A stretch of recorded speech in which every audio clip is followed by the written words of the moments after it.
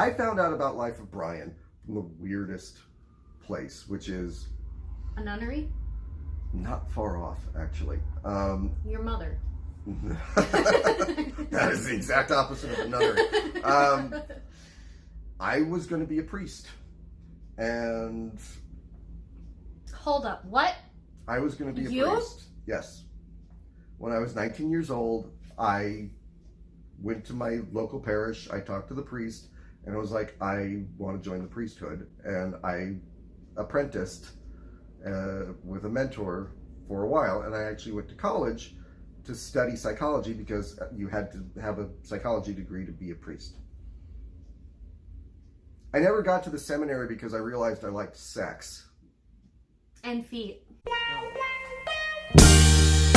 I've been really not wrong. Hi, Heather. We can cut that out. Can we? Yeah. But I was going to be a priest. He gave me my priest gave me all of this material, and he gave me this video about how Hollywood was trying to corrupt us. And so they would show clips of like movies that they would say were anti-Christian, like Last Temptation of Christ or whatever. And then there were clips of Life of Brian in there. And they show a clip, and then it would cut to like the very serious narrator guy's like, can you believe they think that's funny? And I'm just sitting there laughing, dying laughing. And going, where is this movie? I almost wish that you had a camera to film yourself watching this, because that sounds like a movie in itself. Mm-hmm. Like, because that is the funniest shit I've heard ever. The fact that you almost became a priest, and what stopped you is the fact that you is Life of Brian. Kind of is one of the... Because I literally was there watching this video going, wow, these people take this really seriously. They're priests. What do you think would happen? They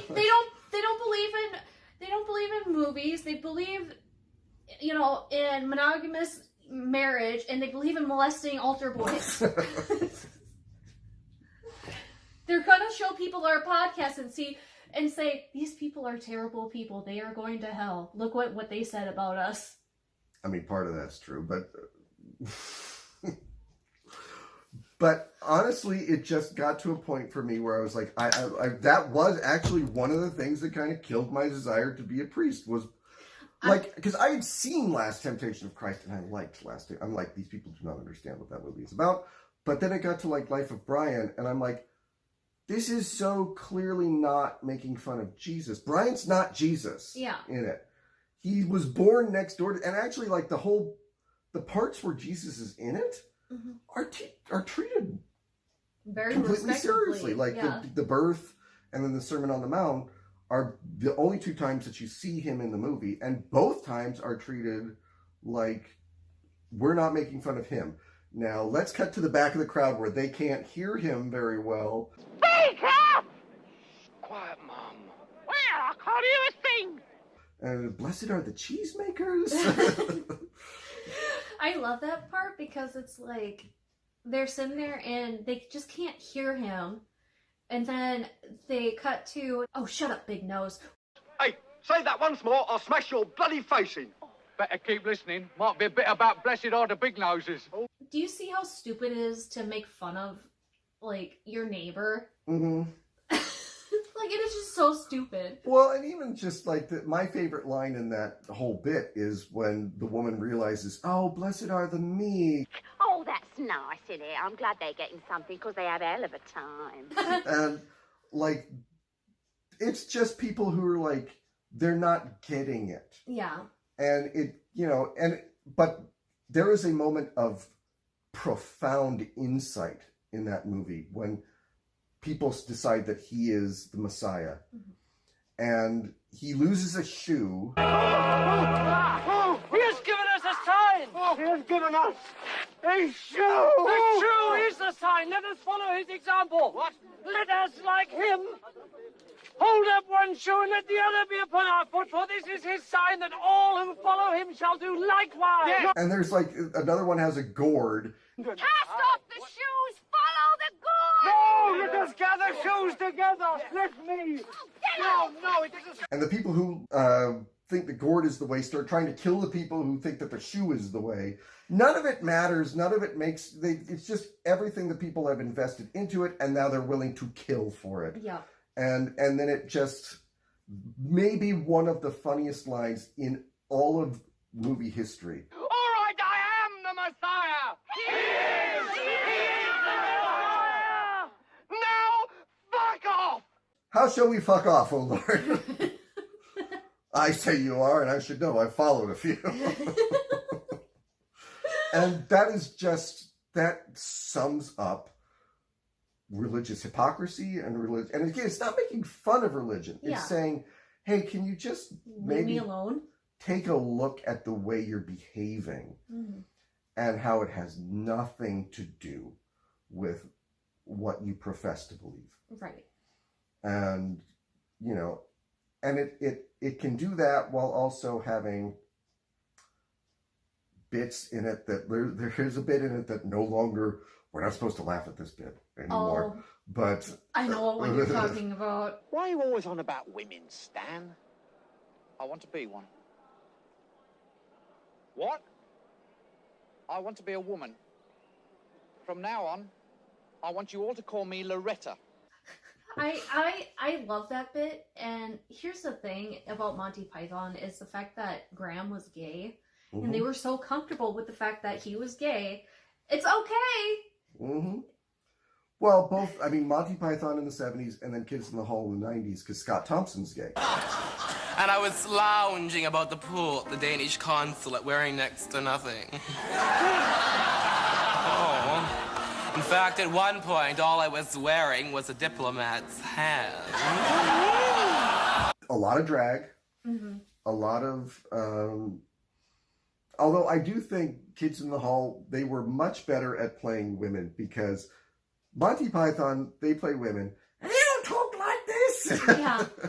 I mean, they clearly, you know, were exaggerating, you know, but I think it added to what they were doing, and I wouldn't want it any other way. No, absolutely not. And it never felt disrespectful. And No. even when there's sketches where there's the sketch where Graham Chapman's on a couch and he's like wooing this woman, Yeah. and then Eric Idle shows up as somebody from like 2 years ago who he said, oh, we should get a drink sometimes, and he just decides to show up, and then John Cleese shows up, and there's a lot of like misogynistic jokes pointed at the woman. Who's that then? What? Who's the bird?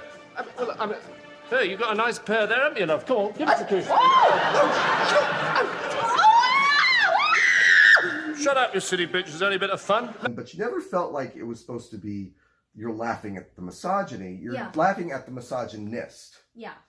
And that's the difference. Yeah, and see, that's where people in this generation don't understand that that's what makes it so frustrating to be my age, is that people are so offended by literally everything, and it gets to a point where I look at people my age and they literally get offended by these things that are from years ago, and I'm like, you're not understanding what they're making fun of. They're laughing at the misogynist, not at what they're, you know, saying you're doing. No, But like, Cleese is supposed to be obnoxious Yeah. in the sketch. He's not supposed to be like somebody that you want to emulate. yeah, no, that's the thing, is that's not what, that's not someone that you would want to be. And that's what they're trying to show, and that's what people in my age group are missing. And they just want to be mad, and they just want to, be, warriors of justice and be like, oh, this is wrong. We need to, X this out. We need a cancel culture, this and that. And it's just, it's stupid, because it's like, why are you gatekeeping certain things that you shouldn't be gatekeeping? Because you know, you obviously aren't understanding, one, you aren't understanding that, you know, emphasis of it. Two, you just need to chill out. Well, I mean, even stuff that maybe isn't all that nowadays you look at and you're like, oh, okay. Like, yeah, that probably, now that wouldn't be okay. And welcome to another edition of Prejudice, the show that gives you a chance to have a go at wops, krauts, snigs, ities, jippos, bubbles, froggies, chinks, yids, jocks, polacks, pennies, and dagos. But you have to look at it like, one of my favorite quotes about gay people in the media comes from Harvey Fierstein, who talked in, there's a great documentary called The Celluloid Closet, where it's just talking about like the history of gay representation in film. And he says, my view has always been visibility at any cost.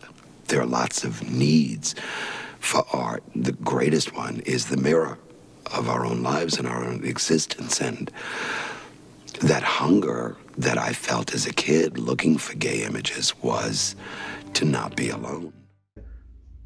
Representation at any cost.